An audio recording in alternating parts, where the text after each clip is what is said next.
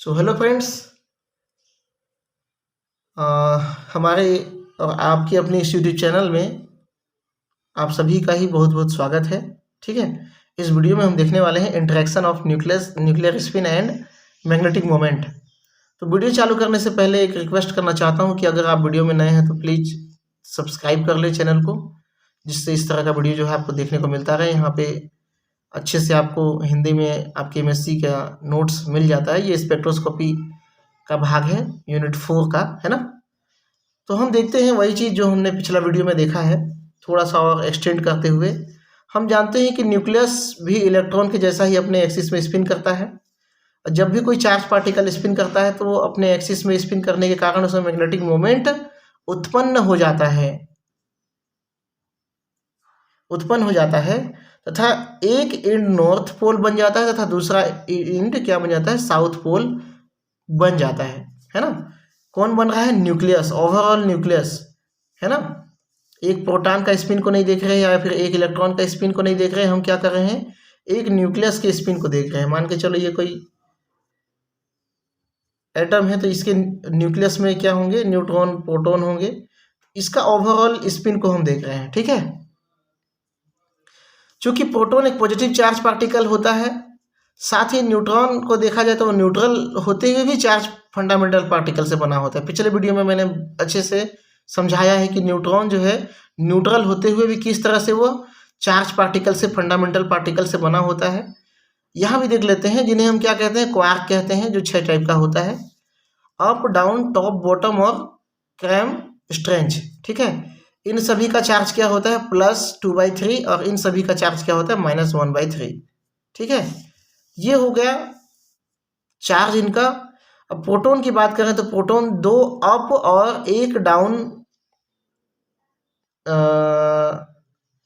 Quark से मिलके बना होता है, जिसका चार्ज ओवरऑल अगर हम कैलकुलेट करते हैं, ठीक है, तो 2/3 2/3 4/3 4/3 अपॉन 1/3, तो 1/3 क्या हो जाएगा, कैंसिल आउट हो जाएगा। 3/3, 4 में 1 गया 3, तो ये कैंसिल आउट होकर +1 चार्ज, ये प्रोटॉन में क्या आता है, +1 चार्ज आता है। ठीक है, अब न्यूट्रॉन भी फंडामेंटल पार्टिकल, चार्ज पार्टिकल से मिलकर बना हुआ है, डाउन डाउन और अप, इसमें 2 डाउन डाउन होते हैं और 1 अप होता है। तो 1/3 1/3 दोनों नेगेटिव है, ये क्या हो गया, पॉजिटिव 2/3, तो 2/3 ये हो गया। 2/3 2/3 ओवरऑल चार्ज क्या आ गया यहाँ पे, 0, इसमें कोई चार्ज नहीं होता। लेकिन जब ये स्पिन करता है तो ये चार्ज पार्टिकल तो स्पिन करेंगे ना, इसीलिए यहाँ पे भी क्या होता है, मैग्नेटिक मोमेंट जनरेट करता है। मतलब ये भी मैग्नेटिक मोमेंट जनरेट करेगा, ये भी मैग्नेटिक मोमेंट, दोनों का स्पिन होगा, दोनों का मैग्नेटिक मोमेंट होगा। ठीक है, तो यहाँ पे नोट करने वाली बात यह है कि 2 अप या 2 डाउन सेम पार्टिकल प्रेजेंट हैं, तब दोनों अपोजिट स्पिन में होंगे। मतलब एक का स्पिन क्या होगा, ऊपर की ओर होगा, तो एक का स्पिन क्या होगा, नीचे की ओर होगा, मतलब मैग्नेटिक फील्ड। ठीक है, उसी तरह से 2 डाउन है तो फिर ये क्या होगा, एक इस तरह से मैग्नेटिक फील्ड जनरेट करेगा, एक उसके अपोजिट में मैग्नेटिक फील्ड जनरेट करेगा। ठीक है, तो ये क्या करेंगे, एक दूसरे को कैंसिल आउट कर देंगे। मतलब जो भी इसका मैग्नेटिक फील्ड जनरेट होगा वो किसके कारण होगा, डाउन के कारण होगा। जो भी इसका मैग्नेटिक फील्ड जनरेट होगा वो क्या होगा, इस अप क्वार्क के कारण होगा। ठीक है, यही क्वार्क है जो क्या करता है, इन दोनों में मैग्नेटिक फील्ड जनरेट कराता है। ठीक है, जो मैंने यहाँ पे लिखा है, प्रोटॉन के कारण में 2 अप एक दूसरे को कैंसिल कर दिए, 1 डाउन बचा, जो कि क्या करेगा, शो करेगा क्या, magnetic field, magnetic moment show करेगा। न्यूट्रॉन में 2 डाउन है, एक दूसरे को कैंसिल कर देंगे क्योंकि अपोजिट स्पिन के कारण। 1 अप है जो क्या करेगा, मैग्नेटिक फील्ड या मैग्नेटिक मोमेंट जनरेट करेगा। ठीक है, अतः यहाँ से ये स्पष्ट हो जाता है कि न्यूट्रॉन जो होता है, न्यूट्रल होते हुए भी जब स्पिन करता है तो मैग्नेटिक मोमेंट जनरेट करता है, due to change charge fundamental particle के कारण जो है ये होता है। अब मैग्नेटिक मोमेंट और स्पिन क्वांटम नंबर में रिलेशन क्या होता है, जो हमारा टॉपिक है, उसको हम यहाँ पे समझते हैं। कुछ नहीं, छोटा सा रिलेशन होता है। इसको हम वेक्टर क्वांटिटी से शो करते हैं मैग्नेटिक मोमेंट को, है ना, क्योंकि इसमें डायरेक्शन भी होता है। डायरेक्शन होता है तो हम उसको इस तरह से एरो के रूप में दिखाते हैं। तो न्यू इक्वल टू, ये गामा है, गामा इंटू पी भी क्या है, वेक्टर क्वांटिटी है, इसलिए हमने यहाँ पे एरो दिखाया है। पी क्या बताता है? टोटल एंगुलर मोमेंटम को दिखाता है किसी भी न्यूक्लियस का, ठीक है। तो न्यू क्या हो जाएगा? मैग्नेटिक मोमेंट, और पी क्या हो जाएगा? Total angular momentum. और गामा जो होता है गायरोमैग्नेटिक रेशियो होता है, इसका एक अलग इम्पोर्टेंट होता है जो हम कभी देखेंगे, है ना। यहाँ पे इसको डील करने से कोई बेनिफिट तो है नहीं। अब पी को समझ लेते हैं। जो टोटल एंगुलर मोमेंटम होता है वो आपने इलेक्ट्रॉन के बारे में जब पढ़ा होगा उसमें पढ़ा होगा, स्पिन एंगुलर मोमेंटम और ऑर्बिटल एंगुलर मोमेंटम के योग के बराबर होता है। तो चूंकि यहाँ पे न्यूक्लियस का स्पिन एंगुलर मोमेंटम तो होता है, लेकिन ऑर्बिटल एंगुलर मोमेंटम हमें समझ में नहीं आता, ठीक है। हालांकि हायर स्टडी में ये भी होता है, ये भी एनर्जी स्टेट में टूटे हुए होते हैं, ठीक है। लेकिन यहाँ पे चूंकि इस लेवल में यहाँ पे इसको स्टडी करना आवश्यकता नहीं है, हम यहाँ पे केवल स्पिन एंगुलर मोमेंटम को पढ़ेंगे, क्योंकि ऑर्बिटल एंगुलर मोमेंटम हमको दिखाई नहीं देता। अगर वो स्पिन कर भी रहा है कोई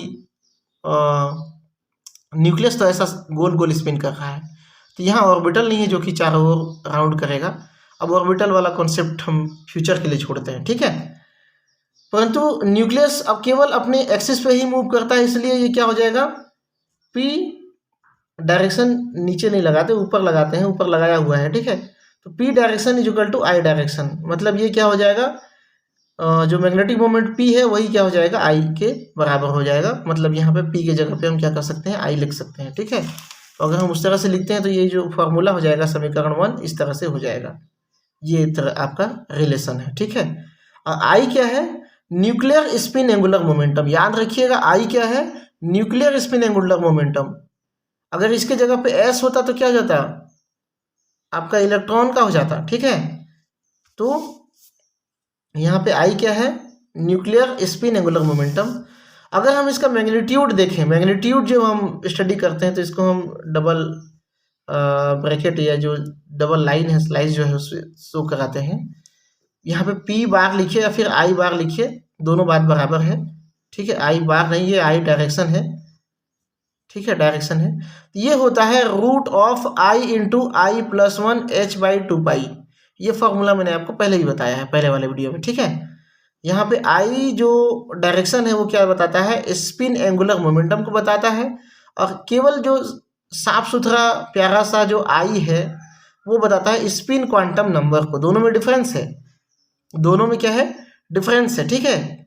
ये इसका रिलेशन हो गया, ये इसका मैग्नीट्यूड हो गया, है ना। इस तरह से आपको रिलेशन समझाना है, अच्छे से समझाना है। जितना चीज मैं आपको समझा रहा हूँ उसको लिखना भी है। आप लोग क्या करते हो? सेम टू सेम जितना लिखा हुआ है उतना उतार देते हो, तो गड़बड़ हो जाता है। थोड़ा सा खुद से भी नेट वेट में सर्च करो, गूगल करो और डीपली इस कॉन्सेप्ट को समझने का प्रयास करो, है ना। हालांकि समझाने को तो मैं पूरा ही समझा दे रहा हूँ, लेकिन थोड़ा सा क्या करोगे, खुद से मेहनत जब करने लगोगे ना तो आपको कॉन्सेप्ट ज़्यादा क्लियर होने लगेगा, ठीक है। अब न्यूक्लियस का ओवरऑल मैग्नेटिक मोमेंट जो होगा वो दोनों पार्टिकल पे डिपेंड करेगा, प्रोटॉन और न्यूट्रॉन पे डिपेंड करेगा, ठीक है। तो ये चीज़ हमने पहले भी देखा है कि स्पिन जो है हम कैसे निकालते हैं। यहाँ पे फिर से एक बार मैं आपको डील कर दे रहा हूँ। यहाँ हो गया प्रोटॉन की संख्या, यहाँ हो गया न्यूट्रॉन की संख्या, ये हो गया स्पिन और ये हो गया एग्जाम्पल। सेम चीज़ हम पहले पढ़ चुके हैं, ठीक है। तो अगर प्रोटॉन की संख्या इवन है, न्यूट्रॉन की संख्या इवन है, तो स्पिन हमेशा क्या आएगा? 0 ही आएगा। सॉल्व भी करके देख चुके हैं, ठीक है।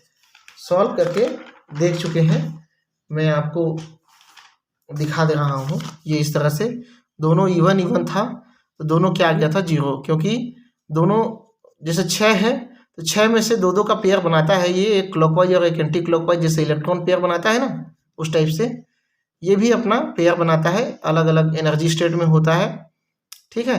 तो जब ये पेयर बनाता है तो एक दूसरे का मैग्नेटिक मोमेंट को ये कैंसिल आउट कर देता है। इस वजह से ओवरऑल यहाँ पे चूंकि सम संख्या है तो सम संख्या वाला क्या करेगा? एक दूसरे को कैंसिल आउट कर देगा। ओवरऑल जो इसका मैग्नेटिक मोमेंट आ जाएगा वो क्या आ जाएगा? 0 आ जाएगा, ठीक है। ये हो गया 0। अब ऑड और इवन हो या फिर इवन और ऑड हो तब क्या होगा? तब फ्रैक्शन में मिलेगा, है ना। फ्रैक्शन में मिलेगा 1/2, 3/2 इस तरह से। तो ये हायर एनर्जी लेवल के लिए है, ये क्या है? ग्राउंड स्टेट के लिए है, ठीक है। इसमें भी क्या होता है? ग्राउंड स्टेट होता है, ये भी एक्साइटेड स्टेट में जाता है। ये हम नेक्स्ट टाइम देखेंगे, जब अगर टॉपिक होगा आपके सिलेबस में तो देखेंगे जब, ठीक है। इसका एग्जांपल है H1, C13, P31 और ऊपर वाले का एग्जाम्पल क्या था, C12, ऑक्सीजन 18, सल्फर 32, है ना। ये न्यूट्रॉन और प्रोटॉन की संख्या को बताता है, ये जो ऊपर में जो मास है इसका, ठीक है। अगर दोनों ही ऑड ऑड है, मतलब विषम विषम है, तो क्या हो जाएगा, सम संख्या मिलेगा हमको, दोनों को जोड़ेंगे तो। और सम संख्या भी कुछ इस तरह से मिलता है, जैसे यहाँ पे देखो ये विषम है, ये भी विषम है, दोनों को जोड़े तो सम संख्या 14 मिला। लेकिन इसका जो कॉम्बिनेशन होगा, 6 तो कंबाइन कर जाएंगे, जैसे हमने देखा, ठीक है। 6 क्या कर जाएंगे, आपस में कंबाइन कर जाएंगे, एक क्लॉकवाइज, एक anti clockwise, clockwise anti clockwise, clockwise anti clockwise, एक बच जाएगा क्लॉकवाइज, इसका भी एक बच जाएगा क्लॉकवाइज, ठीक है। दोनों जो है अपना अपना स्पिन देंगे, हाफ और हाफ। ये एक दूसरे पे कोलैप्स नहीं करते, ये एक दूसरे के साथ में कंबाइन नहीं करते। प्रोटॉन और न्यूट्रॉन एक दूसरे पे कोलैप्स नहीं करेंगे, एक दूसरे का मैग्नेटिक मोमेंट को कैंसिल आउट नहीं करेंगे। जो नोट करने वाली बात है, काफ़ी इंपॉर्टेंट बात है, ठीक है। ओवरऑल इनका magnetic moment, magnetic spin quantum number क्या आ जाएगा, 1 आएगा, ठीक है। और जबकि यहाँ पे C13 की बात करते हैं, C12 में तो 0 आ रहा था, C13 में ये NMR एक्टिव हो जाता है, जो 0 आएगा उसमें क्या होगा, NMR इनएक्टिव हो जाएगा। और C13 की बात करें तो प्रोटॉन 6 और न्यूट्रॉन 7 है, प्रोटॉन पूरा एक दूसरे पे कोलैप्स कर गया, ये इसका 6 कोलैप्स कर गया, लेकिन एक बचा हुआ है, मतलब इसका आई वैल्यू क्या आ जाएगा, हाफ आएगा, ठीक है। अब मैं आपको थोड़ा सा, आपको आपकी नॉलेज के लिए इसका मेजरमेंट कैसे करते हैं वो मैं आपको थोड़ा सा बताता हूँ यहाँ पे, ठीक है। जैसे यहाँ पे हमने क्या रख दिया, मैग्नेट रख दिया, यहाँ पे हमने क्या रख दिया, सैंपल रख दिया, है ना, जिसमें क्या होंगे, न्यूक्लियस होंगे, ठीक है, डिफरेंट डिफरेंट डायरेक्शन में होंगे। जैसे ही हम यहाँ पे क्या कर दिए, N और S सिरा रख दिए, तो ये क्या हो जाएंगे, एक डायरेक्शन में हो जाएंगे, ठीक है। मतलब इसमें क्या हो गया, अल्फा स्पिन देखने को मिलेगा। अब हम यहाँ से रेडिएशन डालते हैं, ठीक है, और यहाँ पे कलेक्टर रख देते हैं, मतलब इस रेडिएशन को एब्जॉर्ब करने वाला। तो एक ये जितनी भी फ्रीक्वेंसी डाल रहे हैं, उस सारी फ्रीक्वेंसी यहाँ से ट्रांसमिट हो जा रही है, ठीक है। लेकिन जैसे ही रेजोनेंस होने वाला होगा, मतलब अल्फा से किस में कन्वर्ट होने वाला होगा, बीटा स्पिन में। बीटा स्पिन क्या होता है, इसके अपोजिट डायरेक्शन में स्पिन, मतलब N इधर आ जाएगा, S इधर आ जाएगा, ऐसा, ठीक है। जब इसके न्यूक्लियस फ्लिप कर जाएंगे, पहले क्या था, N इधर था, S इधर था, ठीक है। NS का कॉम्बिनेशन बना हुआ था, जिसको हम क्या बोलते हैं, अल्फा स्पिन, या फिर according to the external field, है ना, उसके एक्सटर्नल फील्ड के जैसा ही अलाइन हो गया था, उसको हमको पलटाना है, यही क्या कहलाता है, NMR प्रोसेस कहलाता है। जब हम उसको एनर्जी देते हैं तो ये फ्लिप कर जाता है, मुड़ जाता है किधर, अपोजिट डायरेक्शन में। उस कंडीशन में क्या होगा, यहाँ पे लाइट पास नहीं होगा, उस कंडीशन में इसका जो रेडियो वेव होगा, उसको सारा का सारा रेडियो वेव को कौन एब्जॉर्ब कर लेगा, ये मॉलिक्यूल, जो एटम है, न्यूक्लियस है, वो एब्जॉर्ब कर लेगा, ठीक है। उस कंडीशन में यहाँ क्या डिटेक्टर क्या समझ जाएगा कि हाँ अब जो है एब्जॉर्प्शन हुआ। कब होगा, पहले कम फ्रीक्वेंसी वाला डालेंगे, कम फ्रीक्वेंसी में कोई एब्जॉर्प्शन नहीं हुआ, फ्रीक्वेंसी को बढ़ाते जाएंगे बढ़ाते जाएंगे बढ़ाते जाएंगे, जब उसकी फ्रीक्वेंसी इसके फ्लिप करने के बराबर हो जाएगी, उस कंडीशन में यहाँ पे लाइट आना बंद हो जाएगा। तो डिटेक्टर क्या करेगा, ये फ्रीक्वेंसी देगा, यहाँ पे इस तरह से क्या मिलेगा, सिग्नल मिलेगा, और ये सिग्नल जो मिलेगा वही क्या होगा, NMR होगा, ठीक है। मतलब यहाँ पे हमको समझ में आ जाएगा कि ये जो फलाना जो न्यूक्लियस है, वो इतना फ्रीक्वेंसी की लाइट को क्या कर रहा है, एब्जॉर्ब कर रहा है। तो यहाँ पे आपको जो स्पेक्ट्रम मिलता है वो क्या मिलता है, एब्जॉर्प्शन स्पेक्ट्रम मिलता है। ये भी आपको समझना बहुत ज़रूरी है, ठीक है, ये भी आपको बहुत समझना बहुत ज़रूरी है। अगर आप इस पूरे प्रोसेस को ही नहीं समझ रहे हैं और NMR पढ़ रहे हैं, तो फिर आपको क्या समझ में आएगा, ठीक है। अल्फा स्पिन मैंने बता दिया है, बीटा स्पिन मैंने बता दिया है, ये मैग्नीट्यूड बता दिया है, स्पिन क्वांटम नंबर बता दिया है न्यूक्लियस का। और याद रखना कि यहाँ पे न्यूक्लियस का हम स्टडी कर रहे हैं पूरा, है ना। जैसे ये न्यूक्लियस होता है किसी भी परमाणु में क्या है, न्यूक्लियस है। तो हमने कहा यहाँ पे 7 इलेक्ट्रॉन है, 7 प्रोटॉन है, 7 न्यूट्रॉन है। तो ओवरऑल इसका हम क्या कर रहे हैं, मैग्नेटिक फील्ड जो जनरेट होगा इस quantum number, spin quantum number के थ्रू, उसको हम स्टडी कर रहे हैं, ना कि केवल एक प्रोटॉन। इसलिए मैंने कभी इधर जितना भी जगह यूज़ किया है, वहाँ पे मैंने न्यूक्लियस स्पिन किया है, न्यूक्लियस स्पिन ही टर्म यूज़ किया है, ठीक है। और यहाँ हमारा टर्म भी क्या था, introduction of nuclear spin and magnetic moment. ठीक है, स्पष्ट रूप से यहाँ पे क्या बोला गया है, न्यूक्लियर स्पिन, न कि प्रोटॉन स्पिन। ठीक है, प्रोटॉन स्पिन हम H1 NMR में स्टडी करते थे क्योंकि वहाँ पे केवल एक ही प्रोटॉन हुआ करता था। ठीक है, अब MSc में आपको न्यूक्लियर स्पिन के बारे में बताना है तो आप न्यूक्लियर स्पिन के बारे में बताइए। ठीक है, तो चैनल में बने रहने के लिए बहुत बहुत धन्यवाद। आप सभी का दिन जो शुभ हो, और आप सभी से रिक्वेस्ट करना चाहता हूँ कि प्लीज़ चैनल को सब्सक्राइब कर लीजिए। पसंद आया होगा वीडियो तो लाइक कर दीजिए और दोस्तों के साथ शेयर कीजिए ताकि अधिक से अधिक लोगों तक ये जो वीडियो है वो पहुँच सके। ठीक है, सो थैंक यू।